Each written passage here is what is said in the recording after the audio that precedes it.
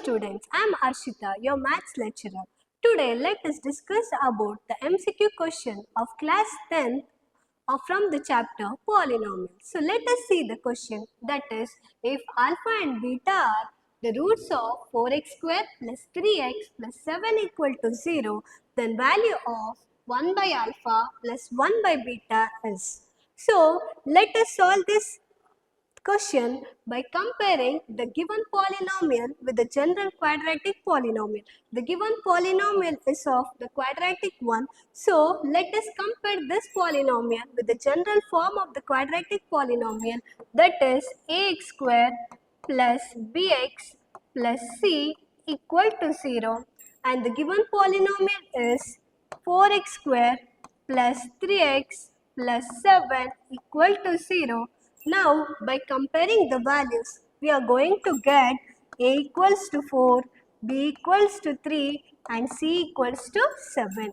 And we know that the sum of the roots is given by alpha plus beta, which is equal to minus b by a, and the product of roots, that is equal to c by a.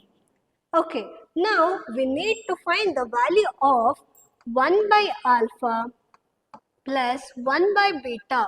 This can be also solved by doing cross multiplication, that is 1 by alpha plus 1 by beta, which is equal to beta plus alpha divided by alpha into beta. This can be also written as alpha plus beta divided by alpha into beta. Now we need to find the value of alpha plus beta and alpha into beta, and this can be found by knowing the values of A, B, C. So, the value of B is equal to 3, that is, and the value of A equals to 4, the value of alpha plus beta, which is equal to minus 3 by 4, and the value of alpha into beta, that is equal to 7 by 4.